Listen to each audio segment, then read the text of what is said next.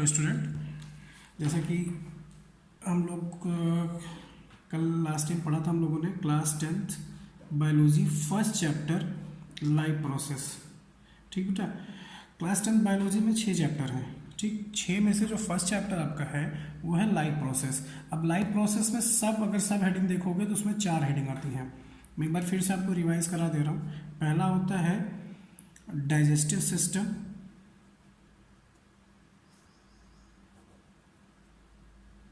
Second one है बेटा respiratory system,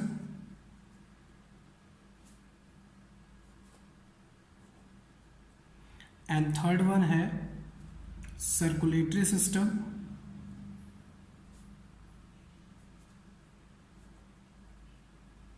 and fourth है एक्सक्रीटरी सिस्टम।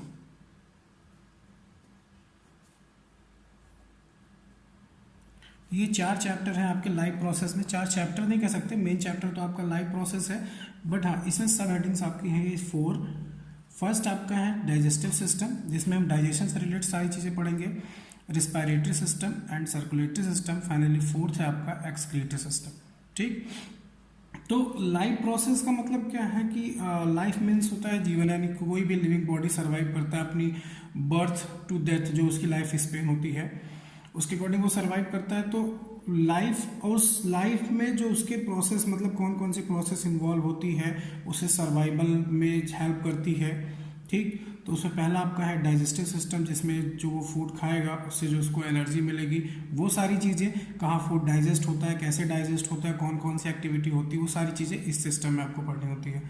फिर आपकी बॉडी में ऑक्सीजन की कैरिंग कैपेसिटी, CO2 रिलीज करना, इन सब की जो एक्टिविटी होती है जिसके ऑर्गन के द्वारा, उसमें हमको पढ़ना होता है रिस्पायरेटरी सिस्टम।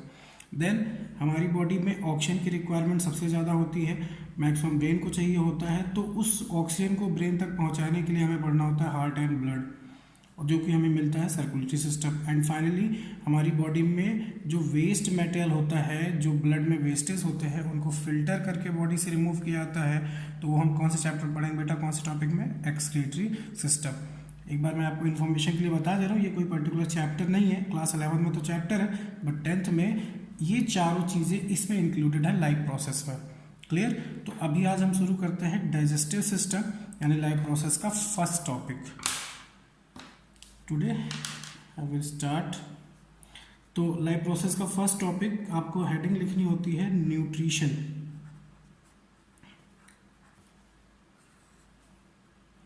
पहले कुछ बेसिक हमको जानना होता है न्यूट्रिशन। अब न्यूट्रिशन क्या होता है, the process of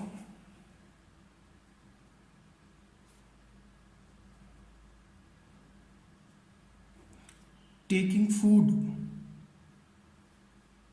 and utilized by the body organs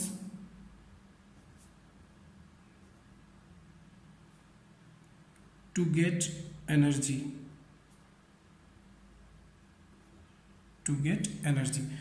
तो न्यूट्रिशन की एक सिंपल सी डेफिनेशन, न्यूट्रिशन को हिंदी में पोषण कहा जाता है, इसकी एक सिंपल सी डेफिनेशन है the process of taking food and utilize by the body organs to get energy.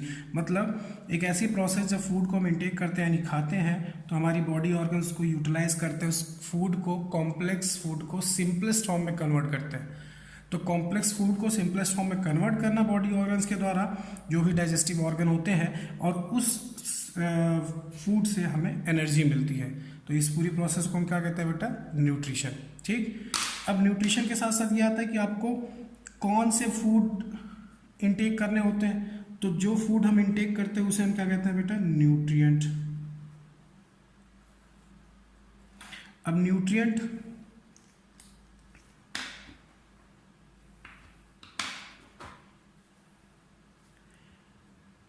Components of food,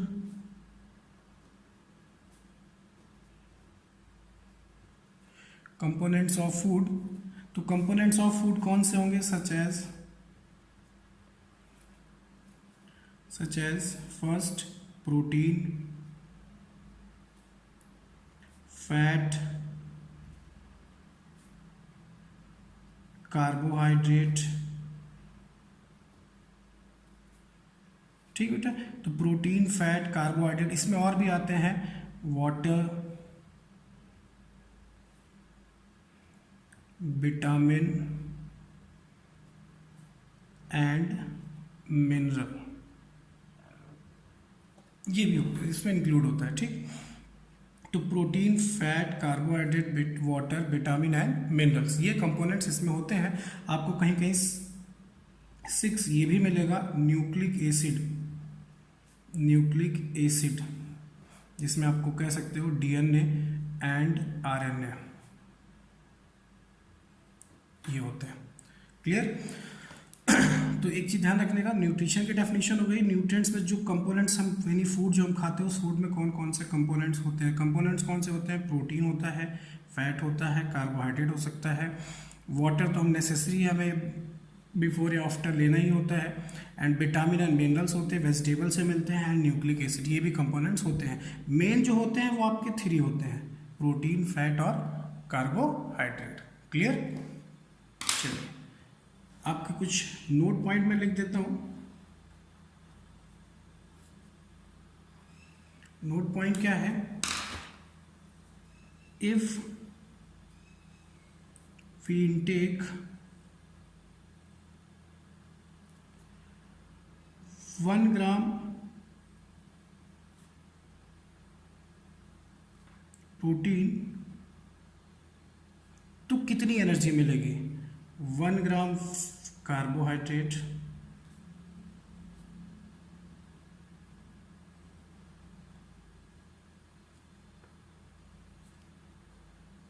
1 gram fat. अब इसमें क्वेश्चन होता है कि कितनी एनर्जी, किस कंपोनेंट से कितनी एनर्जी हमको मिलती है। तो 1 ग्राम प्रोटीन से आपको मिलती है बेटा 4.1 किलो कैलोरी, इसको K फॉर होता है kilo, and CAL short form है कैलोरी, तो 4.1 किलो कैलोरी। यहाँ पे आप लिख सकते हो 4.1 और 4.6 kilo calorie. Clear. And fat से आपको मिलता है, फैट से आपको मैक्सिमम मिलता है near about 6 to 8 kilo calorie. Clear. तो प्रोटीन, फैट, कार्बोहाइड्रेट से एनर्जी हमको कम मिलती है, लेकिन फैट से हमें सबसे ज़्यादा एनर्जी मिलती है। Clear.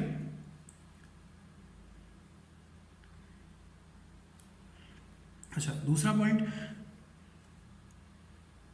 We required 2600 kilo calorie energy per day. मतलब एक दिन में आपको इतनी एनर्जी चाहिए होती, 2600 किलो कैलोरी। आप इसको अबाउट भी कर सकते हो 2600 to 3000, अगर आपको अप्रॉक्स लिखना है, अदरवाइज ये परफेक्ट है। 2600 किलो कैलोरी एनर्जी, इतनी की रिक्वायरमेंट हमको होती है। हमारी बॉडी को इतनी एनर्जी चाहिए। अब इसको कैसे आप मतलब कंप्लीट करते हो? आप केवल प्रोटीन और कार्बोहाइड्रेट खाते हो, या उसके साथ फैट भी लेते हो, या फिर विटामिन एंड मिनरल्स। ध्यान रखिएगा, विटामिन और मिनरल से हमें एनर्जी नहीं मिलती। विटामिन हमें हेल्प करता है डिजीज से, सब मतलब डिजीज से बचाता है, कह सकते हो डिजीज नहीं होगी अगर विटामिन की एक प्रॉपर अमाउंट हमारी बॉडी में होता है। मिनरल्स हमारे बॉडी ऑर्गन्स के फंक्शन को मेंटेन कराता है। ठीक, तो हमें इन सब की रिक्वायरमेंट होती है, बट जिससे हमें एनर्जी मिलती है वो मेनली 3 कंपोनेंट, जिसमें फैट से सबसे ज़्यादा एनर्जी मिलती है। Any doubt? क्लियर। ठीक, तो ये हो गया कुछ नोटेड पॉइंट। अच्छा, आइए आगे देखते हैं फिर।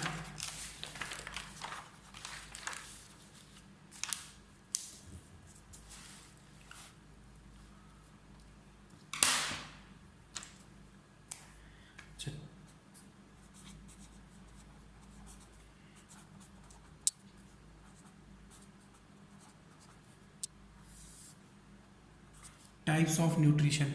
न्यूट्रिशन कितने टाइप का होता है? ठीक, तो न्यूट्रिशन कितने टाइप का होता है वो देख लेते हैं बेटा।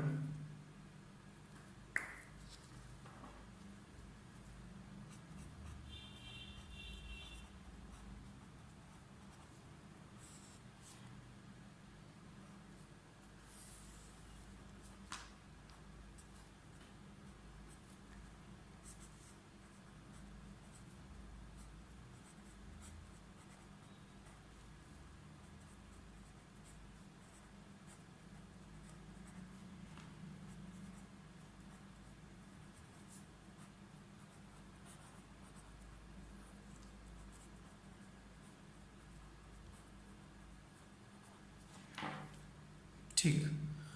तो ध्यान रखिएगा, न्यूट्रिशन टू टाइप्स का होता है, ऑटोट्रॉपिक न्यूट्रिशन और हेटरोट्रॉपिक न्यूट्रिशन।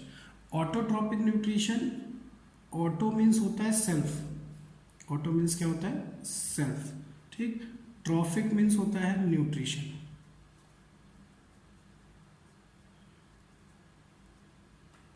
ट्रॉफिक मीन्स क्या होता है बेटा, nutrition. Hetero means other, and trophic means nutrition.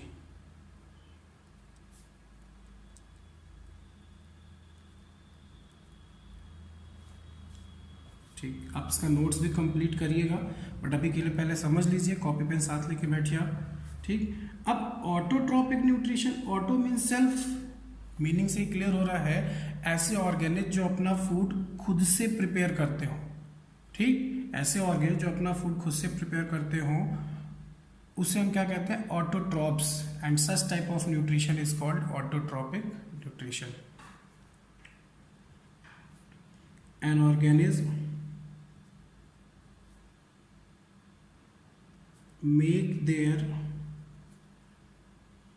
own food, an organism make their own food,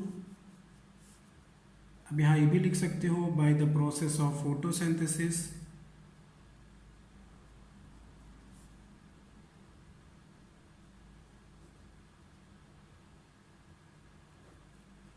ठीक। an organism make their own food called autotrophs,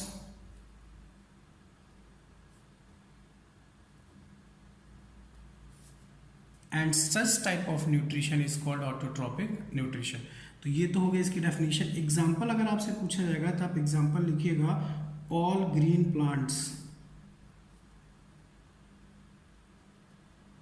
all green plants. ध्यान रखिएगा मैंने यहाँ पे ग्रीन इसलिए लिखा है क्योंकि नॉन ग्रीन प्लांट्स में फोटोसिंथेसिस नहीं होती बेटा, ठीक, वो दूसरे ऑर्गेनिज पे डिपेंडेंट होते हैं न्यूट्रिशन के लिए, तो इसलिए मैंने यहाँ पे मेंशन कर दिया, ऑल प्लांट्स मत लिखिएगा, ऑल ग्रीन प्लांट्स लिखिएगा। क्लियर, ये तो हो गया ऑटोट्रॉपिक न्यूट्रिशन। नेक्स्ट आपका हेटरोट्रॉपिक। हेट्रो मीन्स क्या होता है बेटा, अदर। ट्रॉपिक मीन्स क्या होता है, न्यूट्रिशन, मतलब ऐसे ऑर्गेनिक जो अपना फूड खुद से प्रिपेयर ना करे, किसी दूसरे से ऑब्टेन करे। अदर मीन्स दूसरे से ऑब्टेन करे, तब उस ऑर्गेनिज को हम कहते हैं हेटरोट्रॉपस। और सच टाइप ऑफ न्यूट्रिशन क्या कहा जाता है बेटा, हेटरोट्रॉपिक न्यूट्रिशन। तो कौन कौन से होते हैं हेटरोट्रॉपिक में, mode of heterotrophic nutrition heading करके हम शो कर सकते हैं। मोड ऑफ हेटरोट्रॉपिक में आता है पैरासिटिक,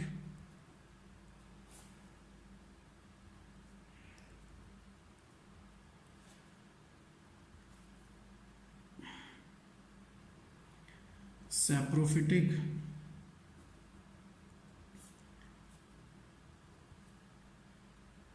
होलोजोइक न्यूट्रिशन,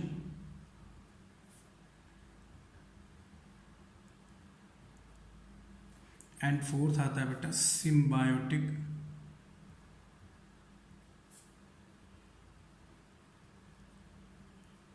न्यूट्रिशन। ठीक, तो ये चार आते हैं, इसमें फोर होते हैं, पैरासिटिक न्यूट्रिशन, सैप्रोफिटिक, होलोजोइक और सिम्बायोटिक न्यूट्रिशन। ठीक, तो वन बाय वन इसको एक बार देख लेते हैं अच्छे से। देखिए,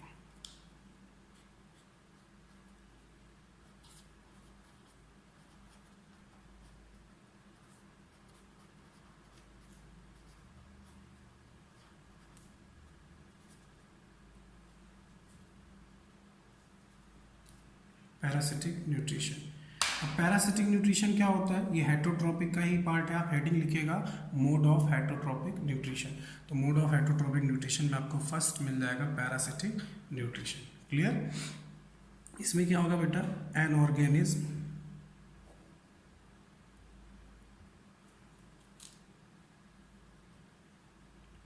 obtain food from living organism. An organism obtain food from living organism called parasite.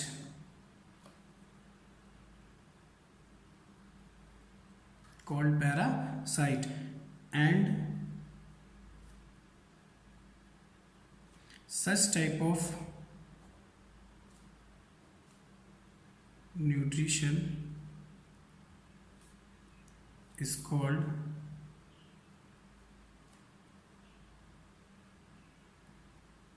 Parasitic nutrition. Are you getting my point? अब देखिए सिंपल सा समझिए, पैरासिटिक न्यूट्रिशन क्या होता है? ऐसे ऑर्गेनिज्म जो अपना फूड खुद से प्रिपेयर नहीं कर रहे थे, दूसरे पे डिपेंडेंट थे, उससे हम क्या कर रहे थे? हेटरोट्रॉप्स। तो उनका न्यूट्रिशन कौन सा था? हेटरोट्रॉपिक। हेटरोट्रॉपिक में टाइप्स हुआ, टाइप्स में कौन कौन से मिले? पैरासिटिक, सैप्रोफिटिक, होलोजोइक और सिम्बायोटिक न्यूट्रिशन। पहला हम कौन सा पढ़ रहे हैं बेटा? Parasitic nutrition. पैरासिटिक न्यूट्रिशन ऐसे organism, an organism obtain food, मतलब फूड ऑब्टेन करते हैं फ्रॉम लिविंग ऑर्गेनिज्म। ध्यान रखिएगा, डेड ऑर्गेनिज्म नहीं, लिविंग ऑर्गेनिज्म से फूड ऑब्टेन करते हैं। Dead organism, living organism called parasite, उस ऑर्गेनिज्म को हम पैरासाइट कहते हैं। एंड इस टाइप के न्यूट्रिशन को पैरासिटिक न्यूट्रिशन कहा जाता है। क्लियर? एग्जाम्पल क्या होंगे? एग्जाम्पल आपका होगा बेटा लीच, लीच होगा, एस्कैरिस। ध्यान देखिएगा ये दोनों एनिमल हैं। अगर आपसे पूछता है प्लांट का केस तो आप लिखिएगा अमरबेल, ये प्लांट है। तो क्लास 10th में ये क्वेश्चन काफ़ी टाइम्स पूछा गया है कि कोई पैरासिटिक प्लांट का नाम बताइए। तो पैरासिटिक एनिमल्स का नाम तो लगभग पता होता है, कंफ्यूजन कहाँ होती है? पैरासिटिक प्लांट में। तो आंसर क्या होगा बेटा? अमरबेल। ये एक इंपॉर्टेंट क्वेश्चन है। ठीक, अच्छा, पैरासाइट के कुछ टाइप होते हैं, यहाँ मैं नोट लिखते रहो। नोट में फर्स्ट इक्टोपैरासाइट और इंडोपैरासाइट।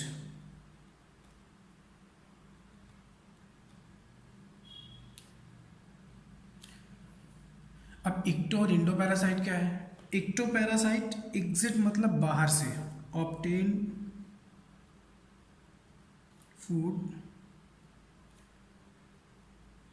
outside of the living body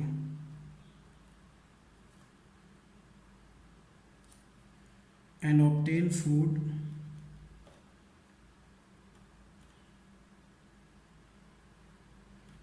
inside of the living body। Clear? बहुत अच्छे से समझिएगा, जहाँ कोई कंफ्यूजन होगा आप कमेंट बॉक्स में लिख के भेजिएगा मुझे, मैं आपको तुरंत उसका रिप्लाई करूँगा। Ectoparasite obtain food outside of the living body. अगर कोई भी पैरासाइट है वो फूड ऑब्टेन करता तो है लिविंग बॉडी से, लेकिन अगर बॉडी के बाहर से तब उसे हम क्या कहते हैं? इक्टोपैरासाइट। और अगर बॉडी के अंदर से ऑब्टेन करता है तब उसे हम क्या कहते हैं? इंडोपैरासाइट। क्लियर?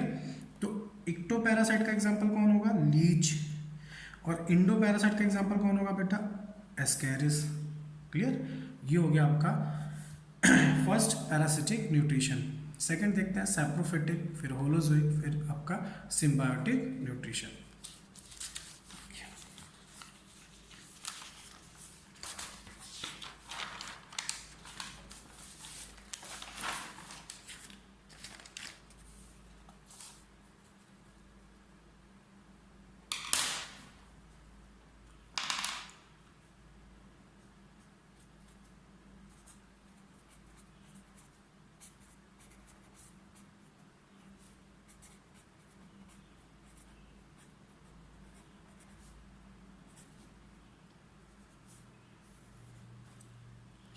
सैप्रोफिटिक न्यूट्रिशन, उम्मीद कर रहा हूँ आपको बहुत क्लियर दिख रहा होगा।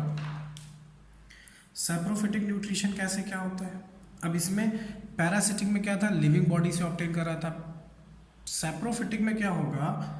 An organism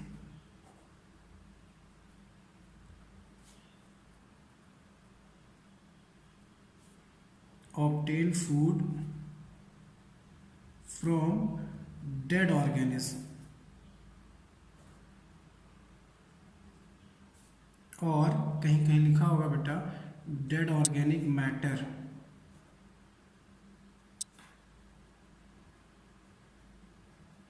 clear? Comma called saprophytes. क्या कहते हैं बेटा? सैप्रोफाइट्स। और इस टाइप के न्यूट्रिशन को हम क्या कहते हैं? Saprophytic nutrition. क्लियर? एक बार फिर से देख लीजिए, an organism obtain food from dead organism. Parasitic में क्या था, लिविंग ऑर्गेनिज्म ऑब्टेन कर रहा था, यहाँ क्या है, डेड ऑर्गेनिज्म से। और dead organic matter called saprophytes, मतलब ये खुद से प्रिपेयर नहीं करते, डेड ऑर्गेनिक से फूड ऑब्टेन करते हैं। एग्जाम्पल आपको लिखना होगा, एग्जाम्पल लिखिएगा फंगस। फंगस में आपका मशरूम, ठीक, और भी आते हैं फंगस में, राइजोपस, ईस्ट, ये आपके हो गए बेटा एग्जाम्पल। ये डेड ऑर्गेनिक मैटर से फूड ऑब्टेन करते हैं, लिविंग से नहीं करते हैं। क्लियर? ये हो गया आपका सैप्रोफिटिक न्यूट्रिशन। ठीक, नेक्स्ट है आपका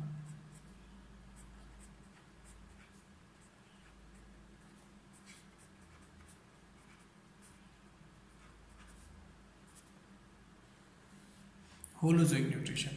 अब होलोजोइक न्यूट्रिशन क्या होता है, ये देखिए, holozoic nutrition such type of nutrition, such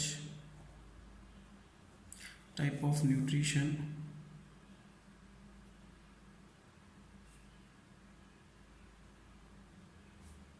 completed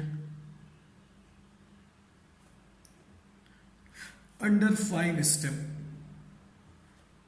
holozoic nutrition जो होता है वो 5 स्टेप में कंप्लीट होता है, 5। ठीक, अब 5 स्टेप्स कौन कौन सी हैं वो देखिए जरा।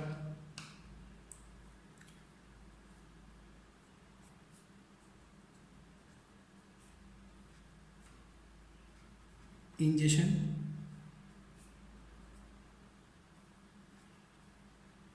डाइजेशन,